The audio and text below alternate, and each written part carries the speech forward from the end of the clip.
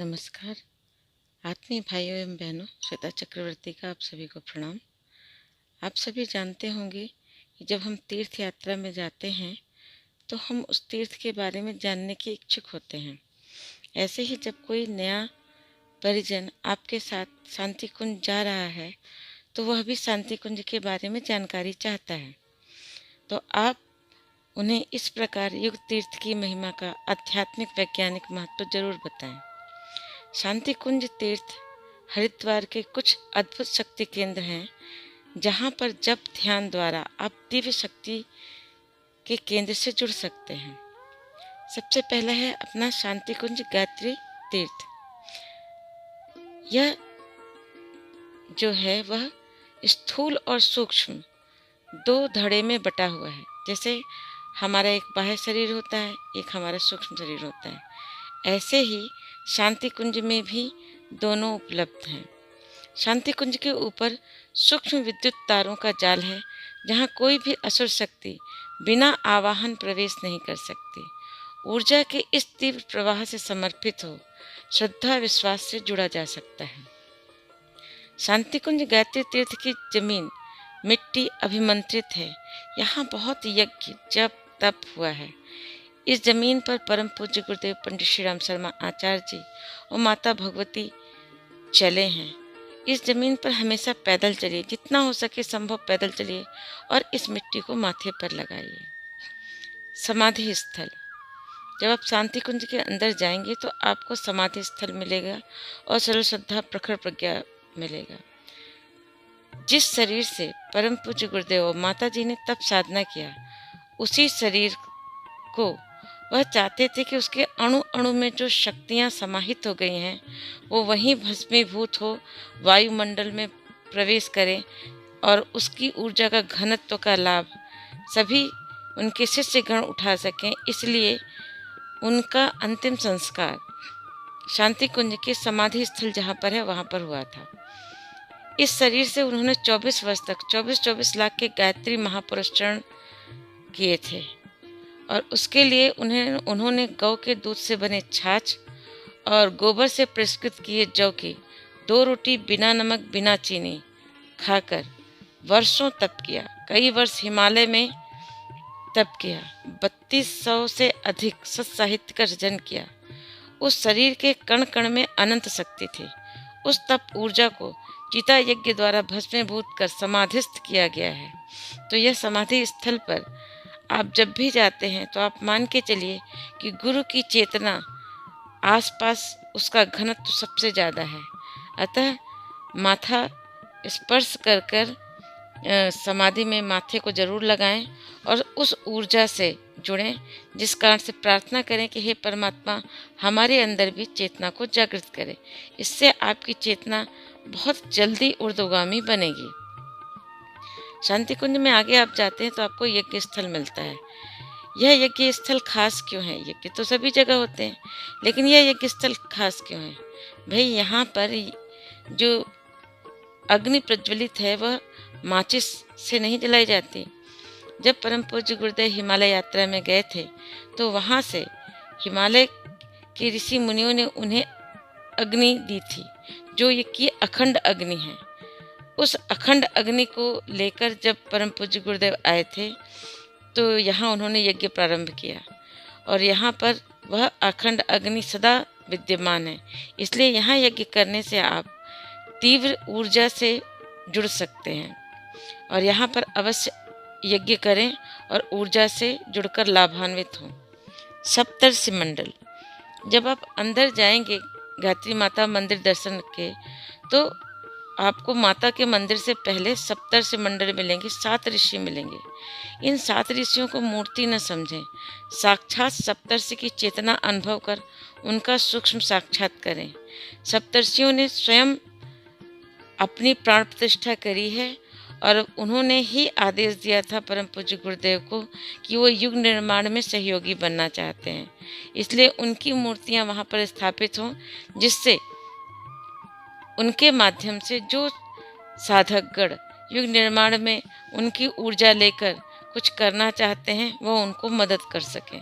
अतः सप्तर्षि मंडल को श्रद्धापूर्वक प्रणाम करें और उनसे मार्गदर्शन लें, सूक्ष्म मार्गदर्शन लें, सूक्ष्म संरक्षण लें।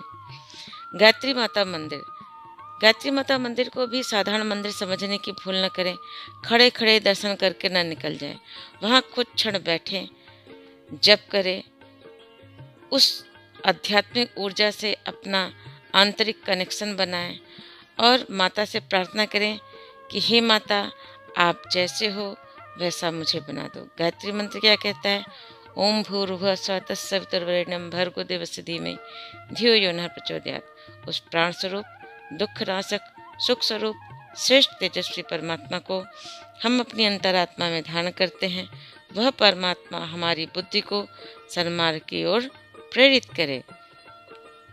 तो हमें क्या कहना है? हे माता गायत्री, आप प्राणवान हो तो मुझे प्राणवान बना दो। आप सुख स्वरूप हो, मुझे भी सुख स्वरूप बना दो। आप श्रेष्ठ हो, मुझे में भी श्रेष्ठता दे दो। आप तेजस्वी हो, मुझ में भी तेजस्विता डाल दो। आप जैसी हो माता, मुझे वैसा बना दो। मैं अपने प्राणों की भी रक्षा कर सकूं, दूसरे के भी प्राणों की रक्षा कर सकूं, अपना भी दुख दूर कर सकूं, दूसरों का भी दुख दूर कर सकूं। इस तरह मुझे सब विधि योग्य बना दीजिए। ऐसी प्रार्थना वहाँ पर करना है। जब आप आगे उसी मंदिर के प्रांगण में आप देखेंगे बहुत सारे दर्पण लगे हुए हैं और वहाँ पर लिखा हुआ है भटका हुआ देवता। वहाँ पर एक संस्कृत के श्लोक हैं जिनका कहने का अर्थ है कि वह सच्चित आनंद स्वरूप परमात्मा के बीज स्वरूप आप ही हैं। जैसे सेब का जो बीज होता है वो छोटा होता है, उसको देखकर कोई कल्पना नहीं कर सकता कि इसके अंदर पूरा सेब का महान वृक्ष समाया हुआ है। सरसों के दानों को देखकर कोई नहीं कह सकता इसके अंदर सरसों का पूरा पौधा समाया हुआ है। ऐसे ही आप विवेकानंद जी कहते हैं, परम पूज्य गुरुदेव पंडित श्री राम शर्मा आचार्य जी कहते हैं कि आप भी बीज रूप में परमात्मा ही हैं। आप एक भटके हुए देवता हैं। यदि आप चेत जाएं और जाग जाएं तो आप नर से नारायण, नारी से नारायणी का सफ़र तय कर सकते हैं। तो भटके हुए देवता का मंदिर जरूर देखें। उन दर्पणों में अपने आप को देखें, अपने अंदर देवत्व के अनुभव करें। मैं वह हूँ, सो हम, सच्चिदानंदो हम, आई एम दैट का अनुभव कीजिए। अब अंदर आप आगे जाएंगे तो आपको मिलेगा अखंड दीप का दर्शन। अखंड दीप के पास काश बैठने की सुविधा होती, पर ऐसा नहीं है। क्यों? क्योंकि वहाँ तीव्र दिव्य ऊर्जा का प्रवाह है। 1926 से अखंड दीप वहाँ पर जल रहा है। साथ ही वहाँ पर कोई न कोई कन्या जप करते रहती है और अखंड जप से और अखंड दीप से इतनी ऊर्जा वहाँ पर घनीभूत हो गई है कि यदि कोई उच्च मनोभूमि का न हुआ और ऐसे ही वहाँ पर किसी परेशानी में अपने आप को किसी गलत उद्देश्य से गया तो वो उस ऊर्जा को झेल नहीं पाएगा। वहाँ पर वही व्यक्ति सिद्ध हो पाएगा जिसके अंदर श्रद्धा विश्वास होगा और वो वहाँ जाएगा तो वो अखंड प्रवाह से जुड़ पाएगा और उसके अंदर उस ऊर्जा का प्रभाव दर्शन करने के बाद अवश्य फलीभूत होता है। कहते हैं कि अगर कोई अखंड दीप 25 वर्षों तक जला लिया जाए तो मनोकामना पूरी करने लगता है। यहाँ तो 90 वर्षों से भी अधिक हो गया है और उसकी ऊर्जा आप स्वयं सोच सकते हैं कि कितनी ज़्यादा फलीभूत थी। 100 वर्ष होने वाले हैं। तो अतः अखंड दीप का दर्शन बड़ी श्रद्धा विश्वास से कीजिए। परम पूज्य गुरुदेव माता जी का रूम दर्शन, जहाँ परम पूज्य गुरुदेव अपने साहित्य का सृजन किया करते थे, जहाँ बैठकर वो जप तप करते थे, उनका कमरा है। कहते हैं ना, आचार्य विद्यमान हो, जिन्होंने जिस रूम में इतने लंबे वर्षों तक तपस्या की हो, वहाँ की ऊर्जा आप स्वयं समझ सकते हैं कितनी श्रेष्ठ होगी। रूम का दर्शन करने जाइए और उस ऊर्जा से लाभान्वित होइए। उसके आगे आप जाएंगे तो आपको हिमालय दर्शन मिलेगा। हिमालय दर्शन वह जगह है जहाँ पर आपके समस्त प्रश्नों के समाधान के लिए आपको मन खाली करना पड़ता है। वहाँ पर आप जाइए, लंबी गहरी सांस लीजिए और ध्यान में मग्न हो जाइए। अपने प्रश्नों का उत्तर सुनने के लिए आती जाती श्वास पर ध्यान केंद्रित करिए। कम से कम 20 मिनट वहाँ स्थिर चित्त होकर बैठिए। विश्वास मानिए, आपको आपके समस्त प्रश्नों का उत्तर अवश्य मिलेगा। वहाँ पर ध्यान करने के बाद उसी हिमालय दर्शन के बगल में प्रदर्शनी है, जहाँ गुरुदेव के समस्त जीवन के बारे में आप अधिक जानकारी प्राप्त कर सकते हैं। शिव मंदिर भी शांति कुंज के अंदर है, वहाँ भी दर्शन करने जाएं। शिवोहम शिव तत्व से जुड़ें।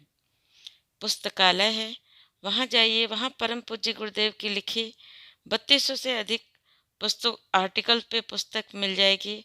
आप वहाँ जाइए, अपनी पसंद की पुस्तक लीजिए।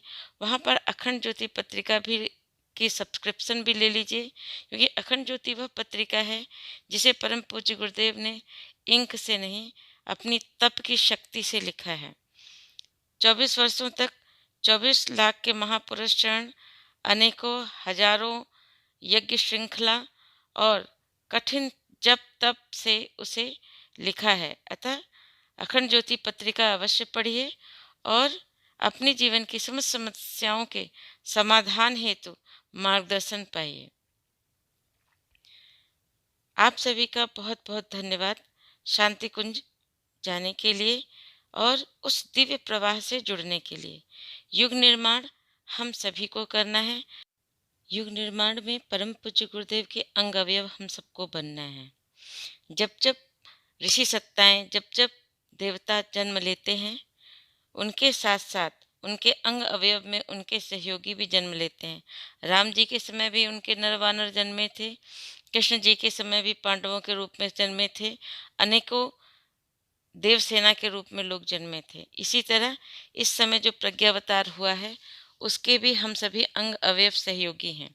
हम सभी को अपनी अपनी भूमिका निभानी है, तभी मनुष्य में देवत्व और धरती में स्वर्ग के अवतरण की परिकल्पना साकार हो सकेगी। शांति कुंज जाने के लिए धन्यवाद। प्रणाम।